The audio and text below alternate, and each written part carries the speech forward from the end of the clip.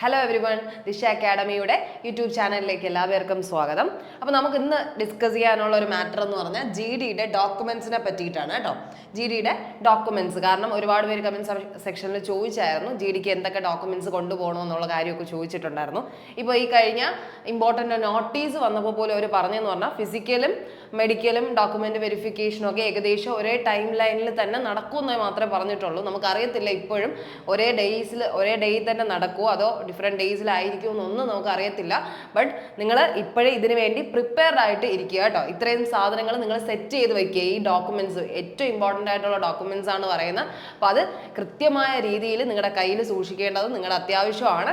കാരണം last document വെരിഫിക്കേഷനൊന്നും ഒരു mistake നമ്മൾ വരുത്താൻ പാടില്ല. കാരണം അവർക്ക് റിജക്റ്റ് ചെയ്യാനുള്ള ഏറ്റവും കൂടുതൽ ചാൻസ് ഡോക്യുമെന്റ് വെരിഫിക്കേഷൻ. കാരണം നമ്മൾ എന്തെങ്കിലും കള്ളത്തരം കാണിക്കൂ എന്നൊക്കെ അറിയുന്നത് അതിലാണല്ലോ. അപ്പോൾ നമ്മുടെ ലൈഫിൻ്റെ തന്നെ ഏറ്റവും പ്രധാനപ്പെട്ട പോർഷനായിട്ട് കണ്ടു തന്നെ. കാരണം നിങ്ങൾക്ക് ജോലി ഇനി ചെയ്യാൻ പറ്റുമെന്ന്. കാരണം നമ്മൾ എന്തെങ്കിലും കള്ളത്തരം വല്ലതും ആണ് കാണിക്കുന്നതെങ്കിൽ നമ്മളെ മൊത്തത്തിൽ റിജക്റ്റ് ചെയ്ത് കളയും. നമുക്ക് പിന്നെ എക്സാംസ് പോലും അറ്റൻഡ് ചെയ്യാൻ പറ്റത്തില്ല. അതുകൊണ്ടാണ് ഏറ്റവും ഇമ്പോർട്ടൻ്റ് ആയിട്ട് നിങ്ങൾ കണക്കാക്കേണ്ട ഒരു പാർട്ടാണ് ശരിക്കും പറഞ്ഞാൽ ഡോക്യുമെന്റ് വെരിഫിക്കേഷൻ എന്ന് പറയുന്നത്. അപ്പോൾ എന്തായാലും നിങ്ങൾക്ക് അറിയുന്ന പോലെ ഒരു കാര്യമാണ് നമ്മുടെ ജി ഡിയുടെ ഫിസിക്കൽ ഡേറ്റ് എത്തിയിട്ടുണ്ട്. ഡേറ്റ് തുടങ്ങാറായി. നിങ്ങൾ എല്ലാ പേരും 23-ാം തീയതി ഉള്ള ഒരുപാട് പേര് കമന്റ് സെക്ഷനിൽ അറിയിച്ചു. അപ്പോൾ എല്ലാ പേരും നന്നായിട്ട് എന്നെ പ്രിപ്പയർ ചെയ്യുമെന്ന് തന്നെയാണ് വിചാരിക്കുന്നത്. എല്ലാവരും പ്രിപ്പയർ ചെയ്ത് ഓടി എല്ലാം സെറ്റായി തന്നെ ഇരിക്കുന്നതെന്ന് തന്നെയാണ് വിശ്വസിക്കുന്നത്. എല്ലാവർക്കും കിട്ടട്ടെ കേട്ടോ. ഈ വീഡിയോ കാണുന്ന എല്ലാവർക്കും ജി ഡി ക്വാളിഫൈ ആവാൻ കഴിയട്ടെ, ഫിസിക്കൽ ക്വാളിഫൈ ആവാൻ കഴിയട്ടെ. അതുപോലെ തന്നെ നമുക്കിപ്പോഴേ അറിയേണ്ട ഒരു മെയിൻ കാര്യം എന്ന് പറഞ്ഞാൽ നോർമലി നമ്മുടെ ഫിസിക്കൽ കഴിഞ്ഞാൽ വീണ്ടും ഒരു കട്ട് ഓഫ് ഇടുകയാണ് അവർ പൊതുവേ ചെയ്തുകൊണ്ടിരുന്നത്. കാരണം റിട്ടേൺ കഴിഞ്ഞ ഒരു കട്ട് ഓഫ്, അത് കഴിഞ്ഞ് റണ്ണിങ് കഴിഞ്ഞിട്ട് ഒരു കട്ട് ഓഫ്, ലാസ്റ്റാണ് പിന്നെ ഒരു ഫൈനൽ കട്ട് ഓഫ് ആയിട്ട് വരുന്നത്. മെഡിക്കലും ഡോക്യുമെന്റ് വെരിഫിക്കേഷനും ഒക്കെ ഒരുമിച്ചാണ് ഒരു കട്ട് ഓഫ് വരുന്നത്. പക്ഷേ ഇപ്പം അങ്ങനെയൊന്നും അല്ല, ചേഞ്ചസ് ഉണ്ട്. എങ്ങനെയാണ് നമ്മുടെ നോർമൽ റിട്ടൺ ടെസ്റ്റ് കഴിഞ്ഞ് ഒരു കട്ട് ഓഫ് വിളിച്ചു, അതിൽ ക്വാളിഫൈ ആയ എല്ലാവർക്കും എന്ത് അറ്റൻഡ് ചെയ്യാം, PET PhD എല്ലാം ഒരുമിച്ച് അറ്റൻഡ് ചെയ്യാനാണ് പറ്റുന്നത്, ഫിസിക്കൽ എഫിഷ്യൻസി ടെസ്റ്റ്. അപ്പോൾ അതിൻ്റെ ഒപ്പം തന്നെ നിങ്ങൾക്ക് ഇപ്പോൾ മെഡിക്കലും കൂടെ കഴിഞ്ഞിട്ടേ നിങ്ങൾക്ക് ഒരു ഫൈനൽ കട്ട് ഓഫ് വരത്തുള്ളൂ. അതായത് ഫിസിക്കലും മെഡിക്കലും അതുപോലെ തന്നെ ഡോക്യുമെന്റ് വെരിഫിക്കേഷനും കഴിഞ്ഞ് ഒരു ഫൈനൽ കട്ട് ഓഫ് ഇടുമെന്നാണ് ഇപ്പോൾ അറിയാൻ കഴിഞ്ഞിട്ടുള്ളത്. അപ്പോൾ എന്തായാലും പ്രിപ്പയർ ചെയ്ത് നിൽക്കുന്നവരെല്ലാം കൃത്യമായിട്ട് അതിൻ്റെ കാര്യങ്ങളെല്ലാം കൃത്യമായി തന്നെ ഡീൽ ചെയ്ത് കൊണ്ടുപോകാനായിട്ട് ശ്രമിക്കുക കേട്ടോ. അപ്പോൾ നമുക്ക് വലിച്ചു നീട്ടണ്ട, ജി ഡിയുടെ ഡോക്യുമെന്റ്സ് എന്താണെന്ന് അറിയുക. അപ്പോൾ PET സ്റ്റാർട്ടിംഗ് ഡേറ്റ് നിങ്ങൾക്ക് അറിയാം, 23 ആണ് സ്റ്റാർട്ടിങ് അല്ലേ. 23-ാം തീയതി ഉള്ള ഒരുപാട് പേര് കമന്റ് സെക്ഷനിൽ അറിയിച്ചിട്ടുണ്ടായിരുന്നു. ഡാർവിൻ ഗെയിമർ, അത് കഴിഞ്ഞ് ദേവജിത്ത്. പക്ഷെ ഇവരെല്ലാം പറഞ്ഞത് കുറച്ച് പേർക്കൊക്കെ എവിടെയാണ് CRPF പള്ളിപ്പുറത്തും ഉണ്ട്, കുറച്ച് പേർക്ക് BSF ട്രിവാൻഡ്രത്തും പറഞ്ഞിട്ടുണ്ടായിരുന്നു അല്ലേ. അപ്പം എല്ലാവരും ഓടി കയറട്ടെന്ന് തന്നെയാണ് നമ്മളും പ്രാർത്ഥിക്കുന്നത്. അപ്പോൾ പോകുമ്പം നിങ്ങൾ ശ്രദ്ധിക്കേണ്ട കുറച്ച് കാര്യങ്ങളുണ്ട്. അതെല്ലാം നിങ്ങൾ ശ്രദ്ധിച്ചിട്ട് നിങ്ങൾ എന്ത് ചെയ്യാവും, ഈ ഒരു ജി ഡി ഫിസിക്കലിന് വേണ്ടി റെഡിയായി പോവാവും കേട്ടോ. അപ്പോൾ PET സ്റ്റാർട്ടിങ് ചെയ്യുന്നത് 23/9/2000. ഫസ്റ്റ് ഡേ തന്നെ കിട്ടിയവരൊക്കെ എന്ത് കഷ്ടമല്ല, ഇത്രയും ഡേയ്സ് ഉണ്ടായിട്ട് 9/11/2024 വരെ ടൈം ഉണ്ടായിട്ട് 23-ന് തന്നെ കിട്ടിയ ഒരുപാട് പേരുണ്ട്. പക്ഷെ ആരും ടെൻഷനൊന്നും ആവണ്ട, നിങ്ങളുടെ പാർട്ട് നിങ്ങൾ എന്ത് ചെയ്യുക, പെർഫെക്റ്റ്ലി തന്നെ ചെയ്തു പോവുക.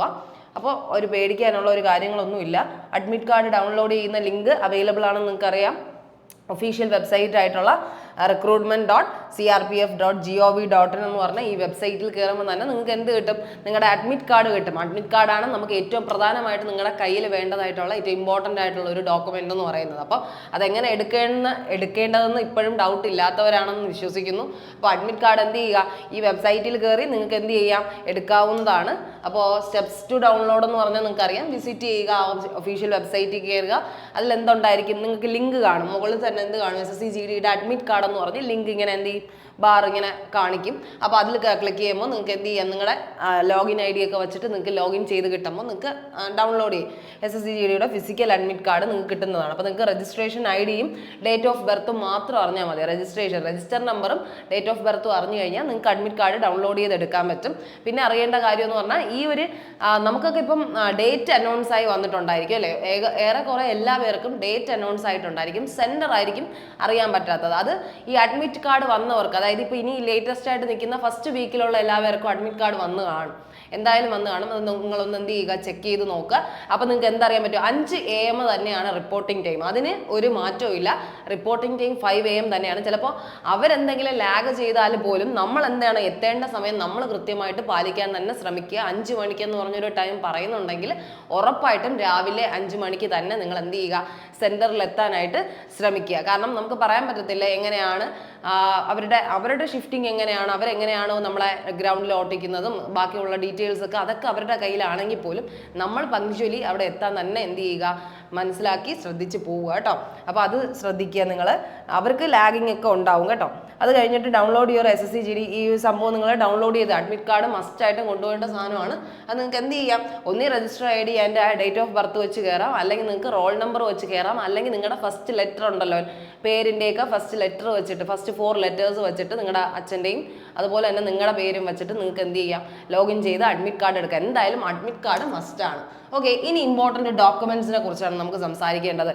അപ്പോൾ ഈ നിങ്ങൾ നമുക്ക് സ്റ്റിൽ അറിയത്തില്ലടാ എങ്ങനെയാണ് ഫിസിക്കലിൻ്റെ കൂടെയാണോ ഡോക്യുമെന്റ് വെരിഫിക്കേഷൻ എന്ന് അറിയത്തില്ല. പക്ഷെ പോകുമ്പോൾ ഇതും കൂടെ കൊണ്ടുപോകണം. നിങ്ങൾ ഒറ്റയ്ക്കാണോ പോകുന്നത് അതോ ഫാമിലി ആയിട്ടാണോ പോകണമെന്നൊന്നും നമുക്ക് അറിയത്തില്ല. എന്തായാലും ഒരാളെ കൂടെ കൊണ്ടുപോകാൻ എപ്പോഴും ശ്രമിക്കുക. നിങ്ങൾക്കൊരു കോൺഫിഡൻസ് ആയിക്കോട്ടെ, അല്ലെങ്കിൽ അവിടെ എന്തൊക്കെയാണ് നടക്കുന്നതെന്ന് നമുക്ക് അറിയത്തില്ല. ശരിക്കും പറഞ്ഞാൽ ഫസ്റ്റ് ടൈം എഴുതാൻ പോകുന്ന ഒരുപാട് പേരുണ്ട്. അപ്പോൾ അവരൊക്കെ എന്ത് ചെയ്യുക, ഒന്ന് കോൺഫിഡൻസിന് വേണ്ടി ഒന്ന് ഫ്രണ്ടിനെയോ അല്ലെങ്കിൽ എന്ത് ചെയ്യുക, നിങ്ങളുടെ പാരൻസിനെ തന്നെ കൊണ്ടുപോകാനായിട്ട് ശ്രമിക്കുക കേട്ടോ. കാരണം ഈ ഫയൽസ് ഒക്കെ നിങ്ങൾ കൊണ്ടുപോകണം. ഇതൊക്കെ ക്ലീനപ്പ് നല്ലപോലെ വൃത്തിയായിട്ട് തന്നെ എന്ത് ചെയ്യുക, പ്രോപ്പർലി ഒരു ഫയൽ സെറ്റപ്പിൽ തന്നെ നിങ്ങൾ എന്ത് ചെയ്യുക, കൊണ്ടുപോകാനായിട്ട് ശ്രമിക്കുക കേട്ടോ. ഒന്നും വിട്ടുപോകരുത്. മാക്സിമം ഇത്രയും കാര്യങ്ങൾ നിങ്ങൾ കയ്യിൽ വെച്ചിരിക്കണം. എന്നിട്ട് നിങ്ങൾ മനസ്സിലാക്കേണ്ട കുറേ ഡോക്യുമെന്റ്സ് ഉണ്ട്. അഡ്മിറ്റ് കാർഡാണ് ഫസ്റ്റ് ആയിട്ട് നിങ്ങൾ കൊണ്ടുപോകേണ്ട ഡോക്യുമെന്റ് കേട്ടോ. അഡ്മിറ്റ് കാർഡ് കൊണ്ടുപോകണം. പിന്നെ ശ്രദ്ധിക്കേണ്ട കാര്യം, എല്ലാത്തിൻ്റെയും 4 ഫോട്ടോ കോപ്പീസ് മസ്റ്റായിട്ട് കൊണ്ടുപോകുക. കാരണം നമുക്ക് അറിയത്തില്ല, ഒറിജിനൽ മാത്രം ആയിരിക്കത്തില്ല അവരെടുക്കുന്നത്. അവരെന്ത് ചെയ്യും, ഫോട്ടോ കോപ്പീസും കൂടെ ചോദിക്കും. അപ്പം നമ്മൾ പിന്നെ അവിടെ പോയിട്ട് നമുക്ക് സെൻറ്ററിലൊന്നും ഓടാൻ, അടുത്തുള്ള കഫേ സെൻറ്റർ ഒന്നും അന്വേഷിച്ച് പോകാൻ പോലും പറ്റത്തില്ല. അതുകൊണ്ട് മാക്സിമം നിങ്ങൾ തലേദിവസത്തിന് മുന്നേ ആയിട്ട് തന്നെ ഇപ്പോഴേ തന്നെ എല്ലാം സെറ്റ് ചെയ്ത് പ്രിപ്പയർ ചെയ്ത് വച്ചേക്കണം. നിങ്ങളുടെ ഫയലിലെല്ലാം ഈ എല്ലാ ഡോക്യുമെന്റ്സും നിങ്ങൾ ഉണ്ടോ എന്ന് ഉറപ്പ് വരുത്തിയിട്ട് മാത്രമേ പോകാവൂ. ഓക്കെ, അപ്പം നിങ്ങളുടെ അഡ്മിറ്റ് കാർഡ് വരുമ്പോൾ തന്നെ അഡ്മിറ്റ് കാർഡിൻ്റെ അവിടെ എന്ത് കാണും, നിങ്ങൾക്ക് ഡീറ്റെയിൽസ് കാണും, എന്തൊക്കെ ഡോക്യുമെന്റ്സ് ആണ് കൊണ്ടുപോകേണ്ടതെന്ന്. അതും കൂടെ ഒന്ന് ചെക്ക് ചെയ്ത് വച്ചേക്കുക. പക്ഷേ ഇത്രയും കാര്യങ്ങൾ അഡീഷണലി നിങ്ങൾ എന്തെങ്കിലും ഉണ്ടെങ്കിൽ അതും കൂടെ പോയിന്റ് ഔട്ട് ചെയ്ത് നോക്കിക്കോണം. 4 ഫോട്ടോ കോപ്പീസ് മസ്റ്റായിട്ട് കൈ വെച്ചിരിക്കണം. അതായത് ഈ ഫോട്ടോ കോപ്പി എന്ന് പറഞ്ഞാൽ ഒറിജിനൽ അഡ്മിറ്റ് കാർഡും കാണും, ബാക്കിയെല്ലാം ഒരു 4 കോപ്പിയെങ്കിലും നിങ്ങൾ എടുത്തു വയ്ക്കുക. എല്ലാത്തിൻ്റെയും. കാരണം ലാസ്റ്റ് നമുക്ക് ഓടാൻ സമയമില്ല. നമുക്ക് എന്താണ്, നമ്മൾ എങ്ങനെയെങ്കിലും അവർ റിജക്റ്റ് ചെയ്യണമെന്നുള്ള ഒരു ചിന്തയായിരിക്കും അവർക്കുള്ളത്. അപ്പോൾ നമ്മൾ എങ്ങനെയും റിജക്റ്റ് ചെയ്യാൻ അവർ ചാൻസ് ഉണ്ട്. അതുകൊണ്ട് ആ ഒരു ചാൻസ് നമ്മളായിട്ട് വരുത്തരുത്. മാക്സിമം നിങ്ങൾ കൊണ്ടുപോകേണ്ടതെല്ലാം കൃത്യമായിട്ട് ഇതുപോലെ കോപ്പീസായിട്ട് കൊണ്ടുപോവുക തന്നെ ചെയ്യണം. പിന്നെ എന്താണ്, പാസ്പോർട്ട് സൈസ് ഫോട്ടോസ് 10 എണ്ണം കൈ വെച്ചാൽ ഒരു 5 എണ്ണം അല്ലെങ്കിൽ 6 എണ്ണയൊക്കെ നിങ്ങൾക്ക് ആവശ്യം വരുള്ളൂ. എന്നാലും പാസ്പോർട്ട് സൈസ് ഫോട്ടോ ഒരു 10 എണ്ണം കയ്യിൽ കരുതിക്കോ. അങ്ങനെ തന്നെയാണ് പോകേണ്ടത്. നമുക്ക് ഇനി ഒരു മിസ്റ്റേക്ക് വരുത്താനൊന്നും നമുക്ക് ടൈമില്ല. അതുകൊണ്ട് മാക്സിമം നിങ്ങൾ പാസ്പോർട്ട് സൈസ് ഫോട്ടോ ഒരു 6 to 10 എന്ന് പറഞ്ഞൊരു രീതിയിൽ തന്നെ നിങ്ങൾ എന്ത് ചെയ്യുക, കയ്യിൽ സൂക്ഷിക്കുക കേട്ടോ. എന്തായാലും ബാക്കി വേണ്ടെങ്കിൽ നമുക്ക് തിരിച്ചു കൊണ്ടുവരാമല്ലോ. എന്തായാലും നമ്മൾ കൊണ്ടുപോകുമ്പോൾ എല്ലാം കൊണ്ടുപോകാനായിട്ട് ശ്രദ്ധിക്കുക. അപ്പോൾ അഡ്മിറ്റ് കാർഡ് വേണം, പാസ്പോർട്ട് സൈസ് ഫോട്ടോ വേണം, അഡ്മിറ്റ് കാർഡിൻ്റെ കോപ്പി വേണേ മസ്റ്റാണ്. കോപ്പി നിങ്ങൾ കയ്യിൽ കരുതിക്കോണം. ഇനി അടുത്ത ആധാർ കാർഡ് അല്ലെങ്കിൽ പാൻ കാർഡ്. ആധാർ കാർഡ് ഇപ്പം നിങ്ങൾക്ക് അറിയാമല്ലോ, നിങ്ങളുടെ ഐഡൻറ്റിറ്റി കാർഡ് ഏതാണോ നിങ്ങൾ വച്ചു കൊടുത്തത് അത്, അല്ലെങ്കിൽ എന്ത് ചെയ്യുക, നിങ്ങൾ അതായത് നിങ്ങളുടെ ഏജ് തെളിയിക്കുന്ന സംഭവമാണ്. ഏജും അഡ്രസ്സ് തെളിയിക്കാൻ വേണ്ടിയാണ് Aadhaar card, PAN card, driving licence അല്ലെങ്കിൽ വോട്ടർ ID കാർഡ്. ഓക്കെ, പാസ്പോർട്ടോ അങ്ങനെ എന്തെങ്കിലും ആയാലും നിങ്ങളുടെ ഡേറ്റ് ഓഫ് ബർത്തും അറിയണം, അതുപോലെ നിങ്ങളുടെ പെർമനന്റ് അഡ്രസ്സും അറിയണം. അതുകൊണ്ടാണ് ഇത്രയും സാധനം കൊണ്ടുപോകാൻ വേണ്ടി പറയണം. ഈ കൊണ്ടുപോകുന്ന സാധനത്തിൻ്റെ എന്ത് വേണം, കോപ്പീസ് മസ്റ്റായിട്ട് വേണം. ഇത് എടുത്തെടുത്ത് പറയാണ്, കോപ്പീസ് മസ്റ്റായിട്ട് നിങ്ങൾ കൈ കരുതണം. 4 കോപ്പീസ് എടുത്ത് വച്ചേക്കുക. നിങ്ങൾക്ക് ആവശ്യം മാത്രമേ വരത്തുള്ളൂ. ഇല്ലെങ്കിൽ ബാക്കി ആവശ്യം വന്നില്ലെങ്കിൽ നമുക്ക് തിരിച്ച് കൊണ്ടുവരാം കേട്ടോ. അപ്പോൾ ആധാർ കാർഡ് അല്ലെങ്കിൽ പാൻ കാർഡ് അതെല്ലാം നിങ്ങൾ മസ്റ്റായിട്ട് ഏതെങ്കിലും ഒന്ന് നിങ്ങൾ കൃത്യമായിട്ട് സൂക്ഷിക്കുക. അല്ലെങ്കിൽ 2 എണ്ണം കൊണ്ടുപോയാലും കുഴപ്പമൊന്നുമില്ല.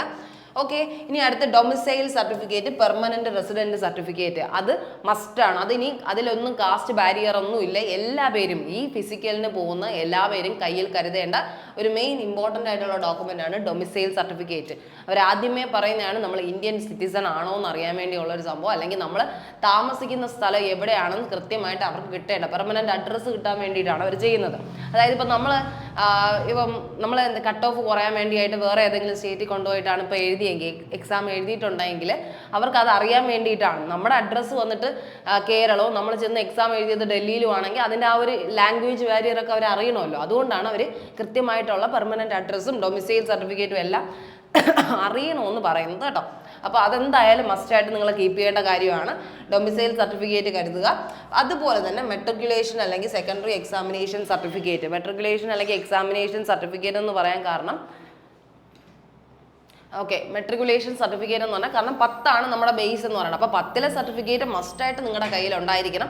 പിന്നെ എന്താണ് ഹയർ എഡ്യൂക്കേഷൻ ക്വാളിഫിക്കേഷൻ നമ്മൾ അഡീഷണൽ കൊടുക്കാൻ വേണ്ടി അവർ പറഞ്ഞിരിക്കും. അപ്പോൾ +2 ഒക്കെ കഴിഞ്ഞവരാണെങ്കിൽ +2ൻ്റെ സർട്ടിഫിക്കറ്റ് വെക്കണം. അത് കഴിഞ്ഞ് ഗ്രാജുവേഷനാണ് നിങ്ങളുടെ ഹയർ സെക്കൻഡറി ക്വാളിഫിക്കേഷൻ ആയിട്ട് നിങ്ങൾ വെച്ചിട്ടുണ്ടെങ്കിൽ നിങ്ങൾ എന്ത് ചെയ്യുക, ഗ്രാജുവേഷൻ്റെ സർട്ടിഫിക്കറ്റും കൂടെ കയ്യിൽ കരുതാൻ എന്ത് ചെയ്യുക, മറക്കാതിരിക്കുക. അപ്പോൾ എന്ത് ചെയ്യുക, അത്രയും കാര്യങ്ങൾ 10ൻ്റെ സർട്ടിഫിക്കറ്റ് മസ്റ്റ്. മെട്രിക്കുലേഷൻ സർട്ടിഫിക്കറ്റ് എന്ന് പറഞ്ഞാൽ 10ാം ക്ലാസ്സിലെ സർട്ടിഫിക്കറ്റ്. അതിൻ്റെ സർട്ടിഫിക്കറ്റ് എന്ന് പറയുമ്പോൾ നിങ്ങൾ എന്ത് ചെയ്യുക, നിങ്ങളുടെ മാർക്ക് ലിസ്റ്റ് ഉണ്ടല്ലോ, മാർക്കിൻ്റെ ലിസ്റ്റും വേണം. അതുപോലെ നിങ്ങൾ അറ്റൻഡ് ചെയ്ത പ്രൊവിഷണൽ ഉണ്ടെങ്കിൽ പ്രൊവിഷണൽ, അതുപോലെ തന്നെ അതിൻ്റെ ലാസ്റ്റ് ഫൈനൽ കോപ്പി. അപ്പോൾ അതിൻ്റെ എല്ലാ ഡീറ്റെയിൽസും നിങ്ങൾ കയ്യിൽ കരുതുക. 10ാം ക്ലാസ്സിൻ്റെ സർട്ടിഫിക്കറ്റ് ഫുള്ള് കരുതുക കേട്ടോ. അറ്റൻഡൻസ് ഷീറ്റ് എന്ന് വെച്ചാൽ നമ്മുടെ മാർക്ക് ഷീറ്റ് ഉണ്ടല്ലോ, മാർക്ക് വരുന്ന ഷീറ്റ്, അതിൻ്റെ ഫൈനൽ കോപ്പി, അതുപോലെ ആ ഒരു 10ാം ക്ലാസ് നിങ്ങൾ ജയിച്ചു തെളിയിക്കുന്ന സർട്ടിഫിക്കറ്റ് എല്ലാം കയ്യിൽ കരുതിക്കൊള്ളുക. ഇപ്പോൾ സെക്കൻഡറി ആണ് നിങ്ങളുടെ ഹയർ എഡ്യൂക്കേഷൻ ആണെങ്കിൽ +2 ആണെങ്കിൽ നിങ്ങൾ +2 സർട്ടിഫിക്കറ്റ് കരുതുക. അതേസമയം ഗ്രാജുവേഷൻ ഡിഗ്രി എന്തെങ്കിലും ആണ് നിങ്ങൾ കൊടുത്തിരിക്കുന്നതെങ്കിൽ ഡിഗ്രിയുടെ സർട്ടിഫിക്കറ്റും കൂടെ കൈ കൊടുക്കുക. നിങ്ങൾ എന്താണോ അഡ്മിറ്റ് ചെയ്യുന്ന സമയത്ത് നിങ്ങൾ ആപ്ലിക്കേഷൻ ഫോം ഫില്ല് ചെയ്ത സമയത്ത് ഏത് ഹയർ എഡ്യൂക്കേഷൻ ക്വാളിഫിക്കേഷൻ വച്ചോ ആ ഹയർ എഡ്യൂക്കേഷൻ ക്വാളിഫിക്കേഷൻ നിങ്ങളുടെ കയ്യിൽ ഉണ്ടായിരിക്കണം. പോസ്റ്റ് ഗ്രാജുവേഷൻ ആണെങ്കിൽ പോസ്റ്റ് ഗ്രാജുവേഷൻ. ഓക്കെ, അപ്പോൾ നിങ്ങൾ അഥവാ മറന്നുപോയി എന്താണ് വച്ചതെന്ന് ഓർമ്മയില്ലെങ്കിൽ പോലും ഇതെല്ലാം കയ്യിൽ കരുതിക്കോളുക കേട്ടോ. ആ ഒരു കാര്യം ശ്രദ്ധിക്കുക. അത് കഴിഞ്ഞ് എന്താണ് സെൽഫ് അറ്റസ്റ്റഡ് ഡോക്യുമെന്റ് കോപ്പി. ഞാൻ പറഞ്ഞില്ലേ ഈ 4 ഫോട്ടോ കോപ്പീസ് എടുക്കും. അപ്പോൾ ഇതിൻ്റെ എല്ലാത്തിൻ്റെ എന്ത് വേണം, നമുക്ക് കോപ്പീസ് കയ്യിൽ ഉണ്ടായിരിക്കണം. ഈ കോപ്പീസിൽ എല്ലാത്തിലും ഒരെണ്ണം സെൽഫ് അറ്റസ്റ്റഡ് ആയിരിക്കണം. സെൽഫ് അറ്റസ്റ്റഡ് നമ്മൾ തന്നെ സ്വന്തമായിട്ട് ഒപ്പിടണം. അതായത് നിങ്ങളുടെ മാർക്ക് കാണുന്നതിൻ്റെ അടുത്ത് കൊണ്ടുപോയി ഒപ്പിടണമെന്നല്ല, ഏതെങ്കിലും ഒരു സൈഡിലോട്ട് ഒതുക്കി വെച്ചിട്ട് നമ്മൾ എന്ത് ചെയ്യണം, ഒപ്പിടണം. നമ്മൾ തന്നെയാണ് അത് സെൽഫ് അറ്റസ്റ്റ് ചെയ്യേണ്ട കാര്യമാണ് പറയുന്നത് കേട്ടോ. അതായത് ഇപ്പം നിങ്ങൾ ആധാർ കാർഡ് ഉണ്ടെങ്കിൽ ഒരു ആധാർ കാർഡ് കോപ്പി എടുത്ത് വെച്ചിരിക്കുന്നതിൻ്റെ പുറകെയോ അല്ലെങ്കിൽ ഏറ്റവും ഫ്രണ്ടിലായിട്ടോ താഴെയായിട്ട് നിങ്ങൾ എന്ത് ചെയ്യുക, ഒപ്പിട്ട് വയ്ക്കുക. ഓക്കെ, ഇതുപോലെ എല്ലാത്തിലും മെട്രിക്കുലേഷൻ സർട്ടിഫിക്കറ്റ്, ഡൊമിസൈൽ സർട്ടിഫിക്കറ്റ്, ഇതിലെല്ലാത്തിലും നിങ്ങൾ എന്ത് ചെയ്യുക, ഒപ്പിടാൻ മറക്കരുത്. ഒപ്പിട്ട് ഒരു കോപ്പീസ് അതിൻ്റെത് തന്നെ അങ്ങനെ തന്നെ കരുതുക. ഓക്കെ, ആ കാര്യങ്ങൾ ശ്രദ്ധിക്കുക.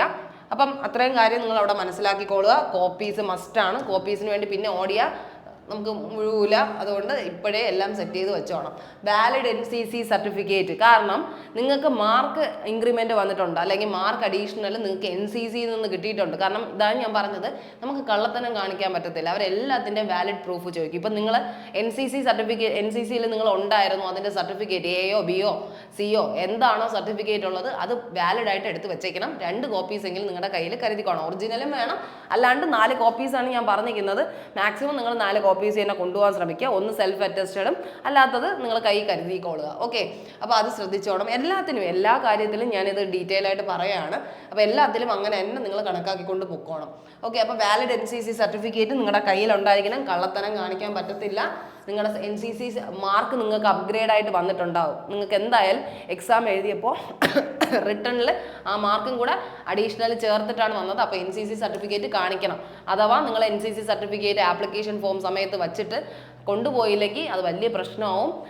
കാരണം നിങ്ങളെ റിജക്റ്റ് ചെയ്യും. അത് തന്നെയാണ് മെയിൻ കാര്യം. അവർക്ക് എങ്ങനെയെങ്കിലും റിജക്റ്റ് ചെയ്താൽ മതി. അപ്പോൾ അതും കൂടെ എന്ത് ചെയ്യുക, കൈ കരുതിക്കൊള്ളുക. ഇനി സർട്ടിഫിക്കറ്റ് ഫോം ഡിഫൻസ് പേഴ്സണൽ, അതായത് ഇപ്പോൾ നിങ്ങൾ സ്പോർട്സ് കോട്ടയിലോ അങ്ങനെ എന്തെങ്കിലും ആണ് കയറിയിട്ടോ, അല്ലെങ്കിൽ ഏതെങ്കിലും ഡിഫൻസിൻ്റെ വേറെ ഏതെങ്കിലും വഴി നിങ്ങൾ മാർക്ക് അപ്ഗ്രേഡേഷൻ ഉണ്ടായിട്ടുണ്ട്. ഇപ്പോൾ NCC പോലെ തന്നെ വേറെ എന്തെങ്കിലും സാധനങ്ങൾക്കുണ്ട്, അല്ലെങ്കിൽ ഇപ്പം എക്സ് സർവീസ് മാൻ്റെ എന്തെങ്കിലും അണ്ടർടേക്കിങ്സ് നിങ്ങൾ ചെയ്തിട്ടുണ്ടെങ്കിൽ അതിൻ്റെ സർട്ടിഫിക്കറ്റ്, അങ്ങനെ നിങ്ങൾ എന്തെങ്കിലും ഒരു കാര്യത്തിന് അപ്ഗ്രേഡഡ് ആയിട്ടുണ്ട്, മാർക്ക് അപ്ഗ്രേഡേഷൻ വന്നിട്ടുണ്ടെങ്കിൽ അതെല്ലാം നിങ്ങൾ പ്രൂഫായിട്ട് കൈ കരുതിക്കോണം. കോപ്പീസും കരുതിക്കോണം. Okay, original and copy. ഒറിജിനലും വേണം, കോപ്പിയും വേണം. ഒറിജിനൽ മറക്കരുത്. കോപ്പി മാത്രം കൊണ്ടുപോകണമെന്നല്ല, ഒറിജിനൽ പ്രൂഫും കൂടെ കൈ കരുതിക്കോണം. ഇനി അടുത്ത് കാസ്റ്റ് സർട്ടിഫിക്കറ്റ്. കാസ്റ്റ് സർട്ടിഫിക്കറ്റ് മസ്റ്റാണ്. കാസ്റ്റിൻ്റെ ബേസിസിലാണ് നിങ്ങൾ എന്ത് ചെയ്തിരിക്കുന്നത്, നിങ്ങളുടെ മാർക്ക് എന്നെ തിരിച്ചിരിക്കുന്നത്. OBC ഒരു കാസ്റ്റിംഗ് ഒരു മാർക്ക് കാണുമല്ലോ. അപ്പോൾ അത് മസ്റ്റായിട്ട് നിങ്ങളുടെ കയ്യിൽ കരുതേണ്ട ഒരു സർട്ടിഫിക്കറ്റ് ആണ്, മസ്റ്റാണ് കാസ്റ്റ് സർട്ടിഫിക്കറ്റ്. NCL OBC കാരാണെങ്കിൽ എന്ത് വേണം, നോൺ ക്രീമി ലെയർ സർട്ടിഫിക്കറ്റ് ഉണ്ടായിരിക്കണം. NCL വേണം, 1 year വാലിഡിറ്റി ഉള്ള എന്തായാലും നിങ്ങൾക്ക് കൊണ്ടുപോകാം. ആ ഒരു സമയത്ത് എടുക്കേണ്ടതായിരുന്നു, അത് നിങ്ങൾ എടുത്തിട്ടുണ്ടെന്ന് തന്നെയാണ് വിശ്വസിക്കുന്നത്. അത് എടുത്ത് വെച്ചേക്കുക. ഓക്കെ. പിന്നെന്താണ്, SC ST EWSന് സെപ്പറേറ്റ് കാസ്റ്റ് സർട്ടിഫിക്കറ്റ് അവർ നമുക്ക് ഫോർമാറ്റ് ഒക്കെ കാണിച്ചു തന്നിട്ടുണ്ട്. ഓൺലൈൻ വഴി അപേക്ഷിച്ച് ചെയ്യുന്ന സാധനമാണ്. അതെല്ലാം നിങ്ങളുടെ കയ്യിലുണ്ടെന്ന് തന്നെ വിശ്വസിക്കുന്നു. അപ്പോൾ കാസ്റ്റിൻ്റെ എന്ത് സർട്ടിഫിക്കറ്റ് ആയാലും നിങ്ങളുടെ കാസ്റ്റ് തെളിയിക്കുന്ന സർട്ടിഫിക്കറ്റ് നിങ്ങളുടെ കയ്യിൽ ഉണ്ടായിരിക്കണം. ഓക്കെ. OBC ആണെങ്കിൽ NCL, SC ST EWSന് സെപ്പറേറ്റ് സർട്ടിഫിക്കറ്റ് ആയിട്ട് തന്നെ ഉണ്ട്. പിന്നെ ഇത് കൂടാഞ്ഞിട്ട്, അപ്പോൾ ഇത്രയാണ് നമുക്ക് ഇമ്പോർട്ടൻ്റ് ആയിട്ട് ഡോക്യുമെൻ്റ് ആയിട്ട് പറയാനുള്ളത്. പിന്നെ ഇത് കൂടാഞ്ഞിട്ട് നിങ്ങൾ എന്ത് ചെയ്യുക, A4 സൈസ് പേപ്പറും കൂടെ കൈ വെച്ചിക്കുക. എന്തെങ്കിലും അവിടെ ചെന്നിട്ട് നമുക്ക് എഴുതി കൊടുക്കണമെന്ന് തോന്നണമെങ്കിൽ നമുക്ക് പേപ്പർ അന്വേഷിച്ച് നടക്കാൻ പറ്റത്തില്ല. അതുകൊണ്ട് നമ്മൾ തന്നെ ഒരു 5 കോപ്പീസ്, ഒരു പേപ്പർ ഉണ്ടല്ലോ, നമ്മൾ നോർമൽ പേപ്പർ തന്നെ, എന്തെങ്കിലും പെട്ടെന്ന് എഴുതി കൊടുക്കാനോ എന്തെങ്കിലും ഒപ്പിട്ട് കൊടുക്കാനോ പറഞ്ഞാൽ നമ്മുടെ കയ്യിൽ ഒരു റഫ് പേപ്പർ ഉണ്ടായിരിക്കണം. അപ്പോൾ പേപ്പർ നിങ്ങളുടെ കയ്യിൽ വെച്ചിക്കുക. A4 സൈസ് ഒരു 5 എണ്ണം വല്ലതും നിങ്ങൾ കരുതിയിരുന്നാൽ മതി. പിന്നെ എന്താണ്, പെന്നും കൂടെ കരുതിയിരിക്കുക. ഓക്കെ, പെന്നും പേപ്പറും കരുതിയിരിക്കുക. പിന്നെ ഇത് എടുത്ത് പറഞ്ഞിട്ടുള്ള കാര്യമാണ്, ലെഫ്റ്റ് ഹാൻഡ് തമ്പ് ക്ലീൻ ആയിരിക്കണമെന്നുള്ള കാര്യം അവർ എടുത്ത് പറഞ്ഞിട്ടുണ്ട്. കാരണം ചിലപ്പോൾ ലെഫ്റ്റ് ഹാൻഡ് തമ്പിൻ്റെ എന്ത് വേണം, എക്സ്പ്രഷൻ കൊടുക്കണമായിരിക്കണം. അപ്പോൾ അത് അവിടെ വെച്ചിട്ട് അവർ ചിലപ്പോൾ എന്ത് ചെയ്യും, അവർക്ക് എന്തെങ്കിലും രേഖകളോ എന്തെങ്കിലും ഡോക്യുമെൻറ്റ്സോ ഒക്കെ കാണുമായിരിക്കും. അതിൽ നമ്മൾ എന്ത് ചെയ്യുക, നമ്മുടെ ലെഫ്റ്റ് ഹാൻഡ് കൊടുക്കേണ്ടി വരും. അപ്പോൾ ലെഫ്റ്റ് ഹാൻഡിൽ നല്ല ക്ലിയർ ആയിരിക്കണം, വെറുതെ മഷിയൊന്നും ആക്കി വെക്കരുത്. നല്ല പിന്നെ എന്താണ്, മൊത്തത്തിൽ നിങ്ങൾക്ക് അറിയാം ഫിസിക്കലും മെഡിക്കലും എല്ലാം ഉള്ളതാണ്. അതുകൊണ്ട് നല്ലപോലെ ക്ലീനപ്പ് ആയിട്ട് തന്നെ ആയിരിക്കണം പോവേണ്ട കേട്ടോ. ബോഡിയൊക്കെ ഫുള്ളി നല്ല ക്ലീൻ ആയിട്ട് തന്നെ ആയിരിക്കണം നിങ്ങൾ പോവേണ്ട. അപ്പോൾ ലെഫ്റ്റ് ഹാൻഡിലൊന്നും ഒരു പ്രശ്നം വരരുത്. നിങ്ങളുടെ നഖങ്ങളൊന്നും മാക്സിമം വളർത്താണ്ടിരിക്കാൻ നോക്കുക. നഖം ഉണ്ടെങ്കിൽ വെട്ടിയിട്ട് പോവുക, വെറുതെ ഒരു പ്രശ്നം ഉണ്ടാക്കരുത്. അപ്പം കാരണം നഖമൊക്കെ തടസ്സമായിട്ട് വരുമല്ലോ നമുക്ക് ഒപ്പിടാനൊക്കെ. അപ്പോൾ അങ്ങനെയൊന്നും ഉണ്ടാവാതെ മാക്സിമം ശ്രമിക്കുക. അപ്പോൾ ലെഫ്റ്റ് ഹാൻഡ് തമ്പ് ക്ലീൻ ആയിരിക്കുമെന്ന് അവരെടുത്ത് പറഞ്ഞിട്ടുണ്ട്. പിന്നെ വരുന്നത് സ്പോർട്സ് കിറ്റ്. അതായത് നിങ്ങളിപ്പോൾ സ്പോർട്സ്, നിങ്ങൾ ഓടാനല്ലേ പോകുന്നത് ഫിസിക്കലി, അപ്പോൾ എല്ലാ കാര്യങ്ങളും ഷൂസ് ഉൾപ്പെടെയുള്ള എല്ലാ സ്പോർട്സ് കിറ്റ് നിങ്ങൾ പ്രോപ്പർലി വെയർഡ് ആയിരിക്കണം.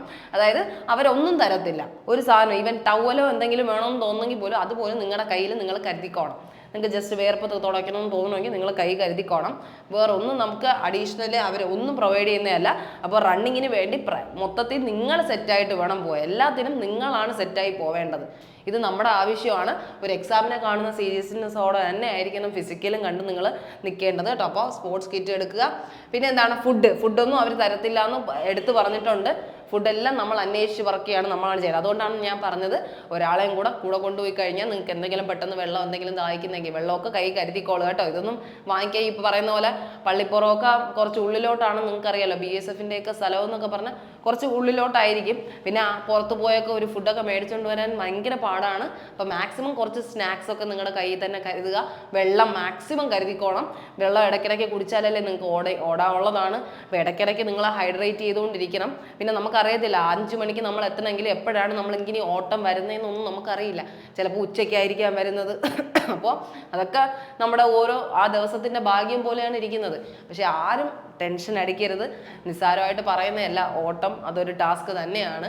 പക്ഷെ മാക്സിമം നിങ്ങളുടെ എഫേർട്ട് എടുത്ത് നിങ്ങൾ ഇത്രയും നാൾ ചെയ്ത വർക്കിന് ഉള്ള ഒരു പ്രോഫിറ്റ് നിങ്ങൾക്ക് എന്തായാലും ഉണ്ടാവും കേട്ടോ. ഇപ്പോൾ sports kit, food individual responsibility ആണ്. ഫുഡ് അവരൊന്നും തരത്തില്ല, നമ്മൾ തന്നെയാണ് അതിൻ്റെ കാര്യമൊക്കെ നോക്കണം. ഈവൻ വെള്ളം പോലും അവിടെ ഉണ്ടോ എന്ന് നമുക്ക് അറിയത്തില്ല. എന്തായാലും എല്ലാം നമ്മൾ കരുതിക്കോണം. ഇനി അടുത്ത് സ്പോർട്സ് എന്തെങ്കിലും മെഡിക്കൽ പരമായിട്ടുള്ള എന്തെങ്കിലും ആവശ്യം, നിങ്ങൾ ഓടി എന്തെങ്കിലും, അങ്ങനെയൊന്നും ഞാൻ പറയുന്നില്ല, അങ്ങനെയൊന്നും പറഞ്ഞ് അങ്ങനെയൊന്നും ആവണ്ട. എന്നാലും പറയുകയാണ്, മെഡിക്കലിൻ്റെ കാര്യങ്ങളൊക്കെ അവരവിടെ സെറ്റ് ചെയ്യും. വേണമെങ്കിൽ നമുക്കൊരു വേണ്ട അങ്ങനെയൊന്നും കരുതാതെ നിങ്ങൾ ഓടി രക്ഷപ്പെടും, അതെന്ന് വെച്ചാൽ ഓടി ജയിക്കും എന്നുള്ള രീതിക്ക് തന്നെ പോയാൽ മതി. അത്യാവശ്യം മെഡിക്കൽ കിറ്റ് അങ്ങനെ എന്തെങ്കിലും ഉണ്ടെങ്കിൽ നിങ്ങൾ കൈ കരുതുക. വേണമെന്ന് നിർബന്ധമല്ല, എന്നാലും നിങ്ങളൊന്ന് ശ്രദ്ധിക്കുക. നിങ്ങൾ വേണ്ടാത്ത ടെൻഷനൊന്നും വെച്ച് തല ഇറങ്ങിയൊന്നും വീഴരുത്. അത് എടുത്ത് പറയുന്ന കാര്യമാണ്. നല്ല പോലെ ഫുഡൊക്കെ കഴിക്കുക, തലേ ദിവസം നന്നായിട്ട് കിടന്ന് ഉറങ്ങുക, അങ്ങനത്തെ എല്ലാ കാര്യങ്ങളും നിങ്ങൾ ചെയ്യുക കേട്ടോ. നിങ്ങൾക്ക് 23-ാം തീയതി പോണവർക്ക് എനിക്കറിയാം ആ പേടി ഉണ്ടായിരിക്കും, ആ ടെൻഷൻ ഉണ്ടാവും. പക്ഷെ നമ്മൾ ആ ടെൻഷനൊന്നും കാണിക്കേണ്ട ആവശ്യമില്ല. ഇതല്ലെങ്കിൽ വേറെ, അല്ലെങ്കിൽ ഇത് തന്നെ നമുക്ക് കിട്ടും എന്നുള്ള ഒരു ഉറപ്പ് തന്നെയാണ് പോവേണ്ടത് കേട്ടോ. അപ്പോൾ മെഡിക്കലൊക്കെ ആണെങ്കിൽ വെരിക്കോസ് വെയിൻ പോലെയുള്ള പല കാര്യങ്ങളും നോക്കും. അപ്പോൾ അതെല്ലാം ഒരു ഇമ്പോർട്ടൻ്റ് ആയിട്ടുള്ള പ്രൊസീജിയേഴ്സ് തന്നെയാണ്. അതിന് അത്രയും സീരിയസോടെ തന്നെ കാണുക. എല്ലാവർക്കും നന്നായിട്ട് പെർഫോം ചെയ്യാൻ പറ്റട്ടെ, അങ്ങനെ തന്നെയാണ് ആഗ്രഹിക്കുന്നത്. അപ്പോൾ എന്തെങ്കിലും ഇനി വേറെ എന്തെങ്കിലും ഡൗട്ട്സ് ഉണ്ടെങ്കിൽ നിങ്ങൾക്ക് കമൻറ്റ് സെക്ഷനിൽ അറിയിക്കാവുന്നതാണ്, നമ്മൾ റിപ്ലൈ ചെയ്യാൻ നോക്കാം. അത് മാത്രമല്ല എല്ലാവരും കൃത്യമായിട്ട് നന്നായിട്ട് ഉറങ്ങുക. തലേ ദിവസമൊക്കെ ഒരു ടെൻഷനും വേണ്ട. ചെന്നിട്ട് അവിടെ പോയി BP ഒക്കെ കൂടി നമ്മൾ ഇത്ര ഓടേണ്ട പെർഫോമൻസിനെയൊന്നും നമ്മൾ വീക്കൺ ചെയ്യരുത്. തലേ ദിവസമൊക്കെ നന്നായിട്ട് ഫുഡ് കഴിക്കുക. ഇനിയൊക്കെ ഉള്ള ഡേയ്സ് 23-ാം തീയതി സ്റ്റാർട്ട് ചെയ്യുന്നവരാണെങ്കിൽ അയ്യോ എനിക്ക് തന്നെ ടെൻഷനാവുന്ന എന്ത് ചെയ്യണമെന്ന് എനിക്കറിയത്തില്ല. ആദ്യത്തെ ഡേ ആയിട്ടാണ് നിങ്ങൾ പോകുന്നതെങ്കിൽ വലിയ ഇതൊന്നും വേണ്ട. നിങ്ങളുടെ പെർഫോമൻസ് നിങ്ങൾ മാക്സിമം 100% കൊടുക്കുക കേട്ടോ. പറ്റും, നിങ്ങളെ കൊണ്ട് തന്നെയാണ് പറ്റുക. GD ഒക്കെ നമുക്ക് നിസ്സാരമായിട്ട് ഓടിയെടുക്കാമെന്ന് പറയുന്ന ഒരുപാട് പേരുണ്ട്. അപ്പോൾ എല്ലാവർക്കും അത് പറ്റും. അത്രയും ആത്മവിശ്വാസം, നിങ്ങളുടെ മെൻ്റൽ എബിലിറ്റിയാണ് അവിടെ തെളിയിക്കുന്നത് കേട്ടോ. നിങ്ങൾ ഫിസിക്കലി നിങ്ങൾ എത്ര സ്ട്രോങ് ആണെങ്കിലും മെൻ്റലിയും കൂടെ നിങ്ങൾ കംപ്ലീറ്റ്ലി പ്രിപ്പയർഡ് ആണെങ്കിൽ മാത്രമേ പറ്റത്തുള്ളൂ. അപ്പോൾ ടെൻഷൻ അടിക്കുക. കൂടെ വരുന്നവർ ടെൻഷനൊന്നും അടുപ്പിക്കുന്നവരാണെങ്കിൽ മാക്സിമം കൊണ്ടുപോകാതിരിക്കുക. നമ്മൾ എന്ത് ചെയ്യുക, എപ്പോഴും ഭയങ്കരമായിട്ട് മോട്ടിവേറ്റ് ചെയ്യുന്നവരെ തന്നെ കൊണ്ടുപോകാനായിട്ട് ശ്രമിക്കുക. അപ്പോൾ അങ്ങനത്തെ കാര്യങ്ങളെല്ലാം കൃത്യമായിട്ട് തന്നെ നിങ്ങൾ ഫോളോ അപ്പ് ചെയ്യുക. അപ്പോൾ 23-ാം തീയതി എക്സാം ഉള്ളവരായാലും അല്ലെങ്കിൽ അത് ശേഷം ഉള്ളവരായാലും എല്ലാവരും എന്ത് ചെയ്യുക, നന്നായിട്ട് തന്നെ പെർഫോം ചെയ്യുക കേട്ടോ. നന്നായിട്ട് നിങ്ങൾക്ക് എല്ലാവർക്കും ഓടിയെടുക്കാൻ തന്നെ പറ്റുമെന്ന് തന്നെയാണ് ഞാനും പ്രാർത്ഥിക്കുന്നത്. അപ്പോൾ എല്ലാവർക്കും ഫിസിക്കൽ കഴിഞ്ഞ് വന്ന് പറയണം കേട്ടോ, ഫിസിക്കൽ ജയിച്ചെന്ന് എന്നെ പറയണം. അപ്പോൾ എല്ലാവർക്കും നല്ലൊരു ദിവസം ആശംസിക്കുന്നു. ഇനിയുള്ള പെർഫോമൻസും കിഡിലാവട്ടെ എന്ന് തന്നെയാണ് ഞാൻ പ്രാർത്ഥിക്കുന്നത്. അപ്പോൾ okay, all the best. Thank you.